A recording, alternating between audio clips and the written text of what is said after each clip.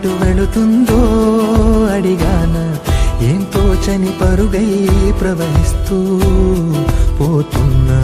ఏం చూస్తూ ఉన్నానే వెతికానా ఏదైనా, ఊరికెనే చుట్టూ ఏవేవో కనిపిస్తూ ఉన్నా. కదలని ఓశిలనే అయినా, తుడిలో కరిగే కలనే అయినా, ఏం తేడా ఉందట నువ్వెవరంటూ అడిగితే నన్నెవరైనా. ఇల్లాగే కడదాకా ఓ ప్రశ్నే ఉంటానంటున్నా, ఏదో ఒక బదులైనను చెరబొద్దని కాలానడుగుతూ ఉన్నా. నా వెంటబడి నువ్వెంత ఒంటరి వనవద్దు అనద్దు దయించి ఎవరు, ఇంకొన్ని జన్మాలకి సరిపడు అనేక స్మృతుల్ని తగులు ఎరగరు. నా ఊపిరిని ఇన్నాళ్ళుగా తన వెన్నంటి నడిపిన చెయ్యూత ఎవరిది, నా ఎదలయను కుశలం అడిగిన గుసగుస కబురుల గుమగుమలెవరివి. లోలో ఏకాంతం, నా చుట్టూ అల్లిన లోకం నాకే సొంతం అంటున్నా. విన్నారా నేను నా నీడ, ఇద్దరమే చాలంటున్నా, రాకూడదు ఇంకెవరైనా.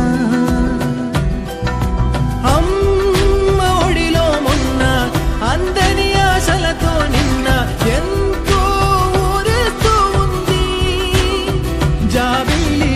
అంత దూరానున్న వెన్నెలగా చెంతనే ఉన్నా అంటూ ఎలలోపింది జోలాలి.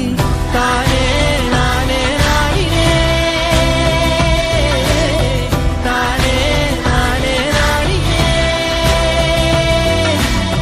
తానే నానే నాయనే, తానే నానే నాయనే.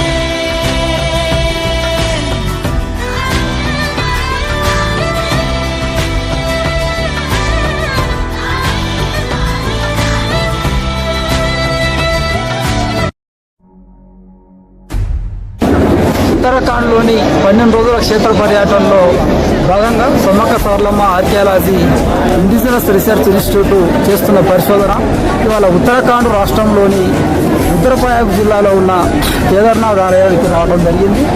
వాస్తవం కూడా భారతదేశానికి ఒక సాంస్కృతిక నిలయం కేదార్నాథ్. ఆ ఆర్కిటెక్చర్లో మనకు అక్కడ చూసుకున్నప్పటికీ ఇక్కడ దానికి సంబంధించిన పూర్వకాలంలోనే సైంటిఫిక్ మెథడ్స్ చేసిన ఆర్కిటెక్చర్ను చూసినప్పుడు ఆ పరిపాలనలో ఎంత గొప్ప రాజులు అనేది మనకు అర్థమైంది.